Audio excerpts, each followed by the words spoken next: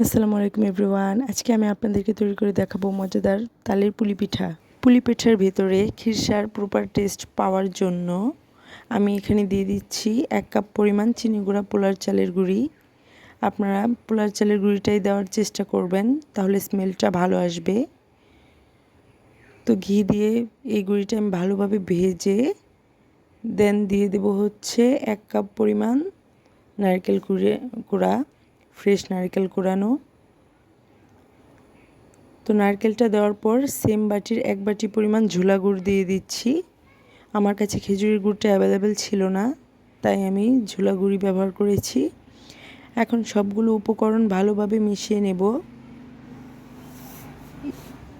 এই পর্যায়ে ঘি দিয়ে ভাজার কারণে খুব সুন্দর একটি অ্যারোমা আসতেছে। তো ভাজার পর আমি এখানে দিয়ে দিচ্ছি তেজপাতা, দারচিনি এবং এলাচ। এখন ভালোভাবে ভাজার পর আমি এখানে ডিরেক্ট দুধ দিয়ে দেবো। আমি এখানে গুঁড়া দুধটা ইউজ করিনি, যেহেতু আমি পোলার চাল, দানাদার পোলার চাল ব্যবহার করেছি, তাই এটা ভালোভাবে সিদ্ধ হওয়ার জন্য আমি এখানে ডিরেক্ট লিকুইড দুধ দিয়েছি। এখন অনবরত নাড়তেই থাকবো। মিনিট 5 নাড়ার পর দেখতেই পাচ্ছেন যাতে নিচে দিয়ে লেগে না যায়, তাই আমি অনবরত নাড়তে নাড়তে এরকম কনসিস্টেন্সি আসার পর আমি এখন এটা উঠিয়ে নেব, কারণ এটা ঠান্ডা হওয়ার পর আরও ঘন হয়ে যাবে। তো এখানে পুলি পিঠার ডোটা তৈরি করার জন্য আমি 1 বাটি পরিমাণ চালের গুঁড়া দিয়ে দিয়েছি। এখন চালের গুঁড়াটা ভালোভাবে ভেজে নেব।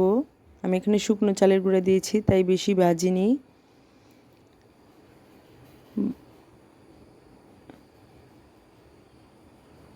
তো এখানে ভাজা হয়ে গেলে আমি এখানে দিয়ে দেব, যেহেতু আমি এটা তাল দিয়ে তৈরি করব, তাই এখানে আমি একটু তাল দিয়ে দিচ্ছি 1/2 কাপ পরিমাণ। এটা একবারে দিতে যাবেন না, তা না হলে এটা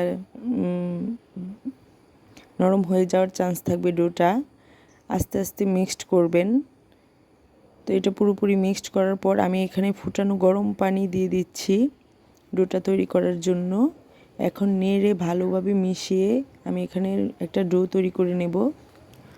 তো পুরোপুরি ঠান্ডা হওয়ার পর আমি হাত দিয়ে মথে একটি ডো তৈরি করে নিচ্ছি। দেখতেই পাচ্ছেন আমার ডোটা একটু হাতের সাথে লেগে যাচ্ছে না। আপনার গুঁড়িটা ভালোভাবে ভেজে ফুটন্ত গরম পানি দিয়ে তারপর ডোটা তৈরি করবেন, তাহলে এরকম সুন্দর ডো পাবেন।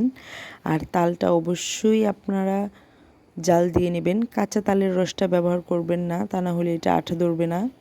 তো দেখতেই পাচ্ছেন আমি এখানে রুটি নিয়ে নিয়েছি, আর গ্লাসের মাপে আমি এখানে গোল গোল রুটির শেপ দিয়ে নিচ্ছি পুলি পিঠা বানানোর জন্য।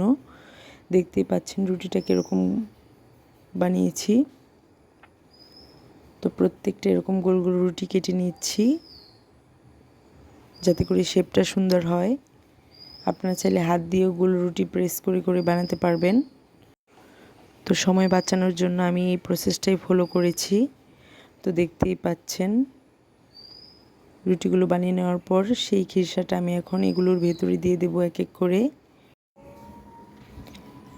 এখন আমি হাতে একটু সামান্য পরিমাণ ঘি নিয়ে দেখতেই পাচ্ছেন কিভাবে করতেছি, সাইড দিয়ে প্রেস করে করে করতেছি। এটা বলে বোঝানোর মতো কিছু নাই, আপনারা দেখলেই বুঝতে পারবেন আমি কিভাবে করছি। পুলি পিঠার যে শেপটা সেটা দিয়ে এখন আমি সাইড দিয়ে মুড়িয়ে নিচ্ছি। দেখতেই পাচ্ছেন কত সহজে করে নিলাম।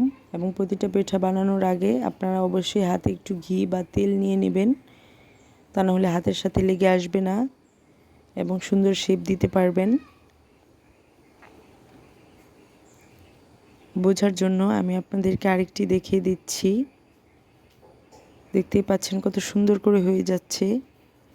আপনারা এইভাবে ট্রাই করবেন বাড়িতে। এই পিঠাটা যে কত পরিমাণ মজা সেটা একবার ট্রাই করলে বুঝতে পারবেন।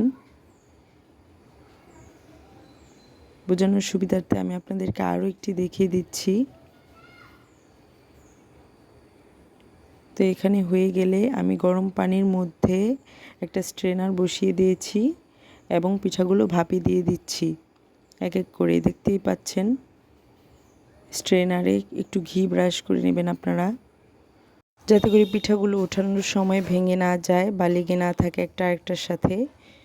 তো এখন ঢাকা দিয়ে 15 মিনিটের জন্য ওয়েট করব পিঠাগুলো প্রপার সিদ্ধ হওয়ার জন্য।